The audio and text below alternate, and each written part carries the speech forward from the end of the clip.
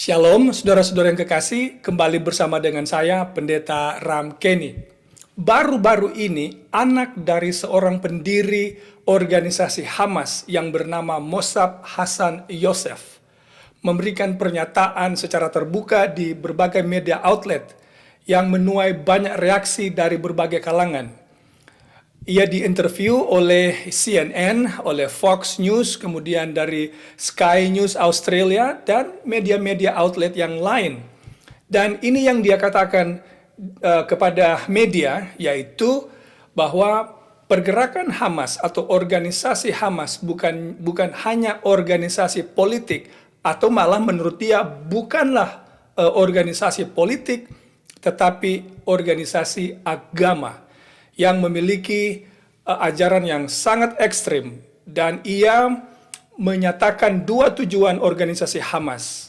Yang pertama adalah untuk mendirikan negara Muslim di Timur Tengah, dan yang kedua melenyapkan Israel dari muka bumi. Itu menurut Mossab Hassan Yosef. Tentu pernyataan ini menuai banyak sekali reaksi dari berbagai kalangan. Ada yang mendukung, ada yang tidak mendukung, ada yang mengecam tentunya. Lalu dia juga mengundang semua sekutu-sekutu Israel, termasuk Amerika, untuk menolong Israel menumpas Hamas. Karena menurutnya, Hamas adalah satu organisasi yang melakukan apa saja demi mencapai tujuan mereka, dan mereka tidak segan-segan katanya untuk membunuh siapa saja yang melawan kehendak mereka atas nama agama tentunya. Saudara yang kekasih, hal ini mengingatkan saya apa yang Alkitab sebutkan. Ini yang Alkitab sebutkan di Yohanes pasal 16 ayat 1 dan 2 berbunyi begini. Semuanya ini kukatakan kepadamu, supaya kamu jangan kecewa dan menolak aku. Ayat 2, kamu akan dikucilkan, bahkan akan datang saatnya bahwa setiap orang yang membunuh kamu akan menyangka bahwa ia berbuat bakti bagi Allah. Ini perkataan Yesus sendiri. Yesus berkata, akan datang waktunya di mana orang akan membunuh orang lain dan menyangka perbuatannya ini atau perbuatan membunuh orang lain adalah perbuatan bakti bagi Allah. Dengan kata lain, membunuh atas nama agama. Tahukah saudara bahwa membunuh atas nama agama bukan hanya terjadi sekarang ini? Memang yang terjadi sekarang di Timur Tengah ini adalah dua belah pihak sudah saling bunuh. Israel sudah membunuh banyak juga orang-orang yang tidak bersalah yang ada di Gaza. Kemudian pihak Hamas juga telah membunuh ribuan orang Israel. Tentu hal ini dilakukan membela agama mereka masing-masing. Saudara yang kekasih, tetapi tahukah saudara bahwa hal ini telah terjadi jauh sebelumnya, dan Yesus dalam Alkitab telah menubuatkan memang bahwa hal ini akan terjadi sebelum ia datang, sebelum Yesus datang. Ini dicatat dalam Matius pasal 24 ayat 9 dan 10. Ini kata Alkitab.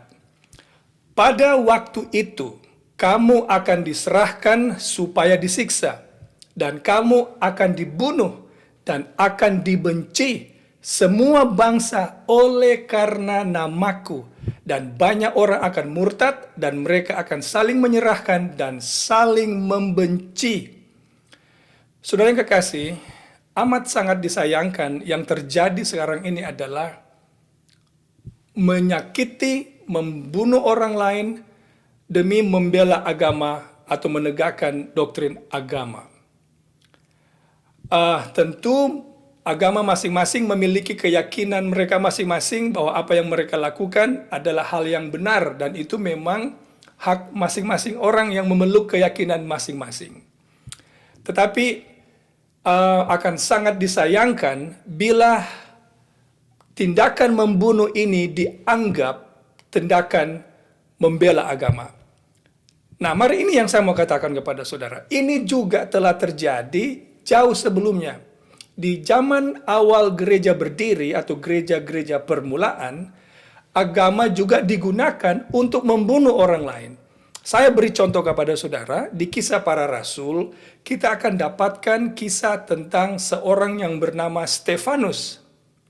Seorang murid Yesus yang setia kepada Yesus, yang memberitakan tentang kebangkitan Yesus kepada orang-orang Yahudi yang ketika itu tetap menolak Yesus sebagai Mesias yang diurapi dan yang datang. Yang terjadi kepada Stefanus adalah karena dia dianggap berbahaya atau melawan agama yang telah terbentuk sejak zaman Perjanjian Lama, hasilnya ia dilontari dengan batu. Ia mati, dibunuh oleh orang Yahudi atas nama agama. Begitu juga dengan para rasul yang lain. Contohnya Rasul Petrus dan Rasul Paulus. Mereka semua ini mati secara syahid atau martir karena dibunuh juga oleh orang-orang Roma yang menganggap bahwa mereka ini adalah ancaman bagi agama Roma yang dalam hal ini menyembah dewa-dewa berhala atau agama-agama kafir. Sekarang mari kita kembali ke Yohanes pasal 16 ayat 1 dan 2 serta Matius pasal 24 ayat 9 dan 10 yang menubuatkan akan datang waktunya orang akan membenci kamu, lalu membunuh kamu, lalu menganggap mereka berbuat bakti kepada Allah. Kapan ini akan terjadi dalam sejarah dunia? Saudaraku yang kekasih, jawabannya ini sudah pernah terjadi dan akan kembali terulang sebelum Tuhan datang. Dan saya pribadi percaya apa yang terjadi sekarang di jalur Gaza, di mana banyak pembunuhan terjadi atas nama agama, adalah cikal bakal awal dari masa aniaya yang akan terus terjadi dan menuntun kepada aniaya yang lebih hebat seperti yang dinubuatkan oleh Alkitab. Nah, seperti yang saya sudah katakan, aniaya sudah pernah terjadi dan dinubuatkan di kitab Daniel. Ini selain Stefanus dan para rasul yang lain.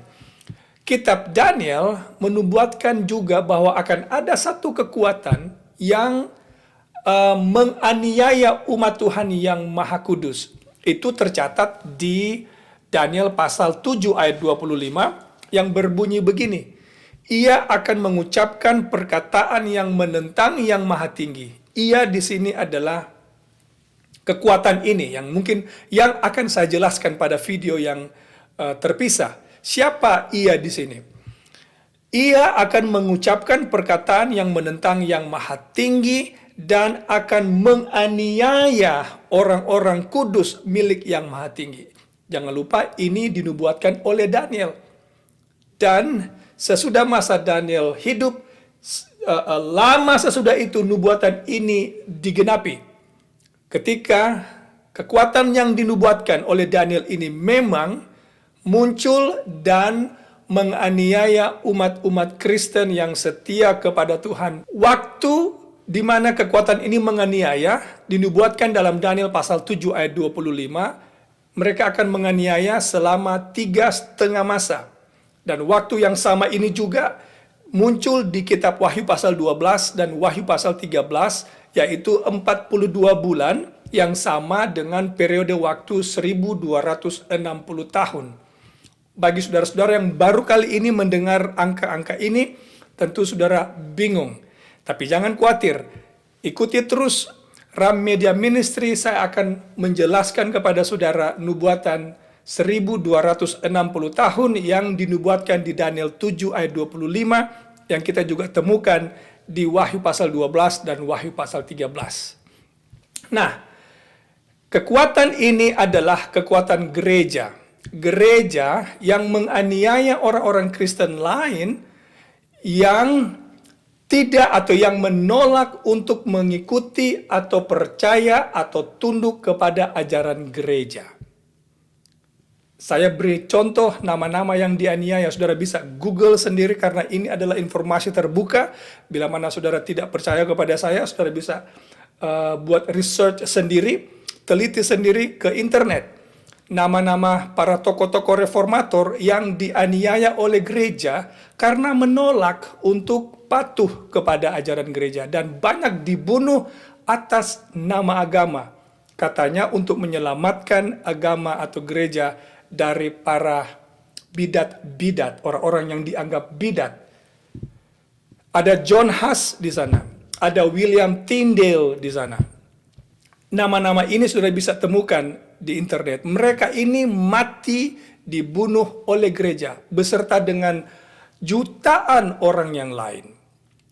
Bila saudara pergi ke Kolombia hari ini, saudara akan menemukan satu tempat yang bernama The Palace of the Inquisition, Cartagena di Kolombia. Ini adalah museum yang mengabadikan aniaya yang terjadi di Kolombia yang dilakukan oleh gereja. Perhatikan gambar-gambar ini yang berada di dalam museum ini. Ini adalah alat-alat yang digunakan atau cara bagaimana gereja memaksa orang-orang yang tidak sepaham dengan mereka untuk menyangkal iman mereka, dan bila mana mereka menolak, mereka disiksa, lalu mereka dibunuh. Siapa yang menganiaya, saudara kekasih?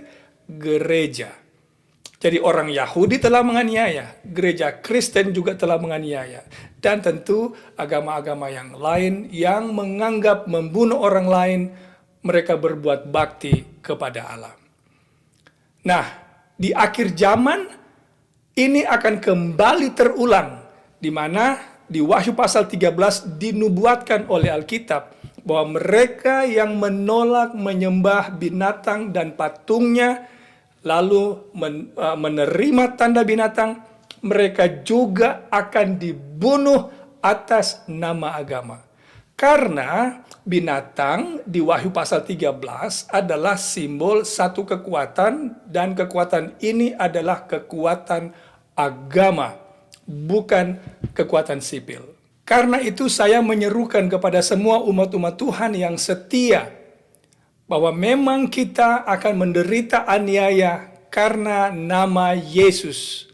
Dalam 2 Timotius pasal 3 ayat 12 kata Alkitab, memang setiap orang yang mau hidup beribadah di dalam Kristus Yesus akan menderita aniaya.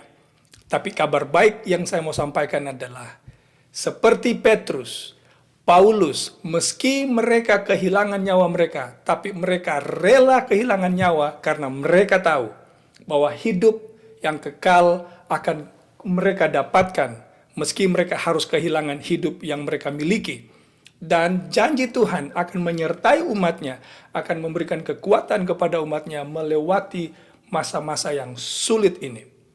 Saya berdoa kepada semua umat Tuhan, dimanapun saudara berada, kita memerlukan doa yang sungguh-sungguh, karena memang akan tiba waktunya umat Tuhan akan menderita aniaya karena iman kepada Yesus.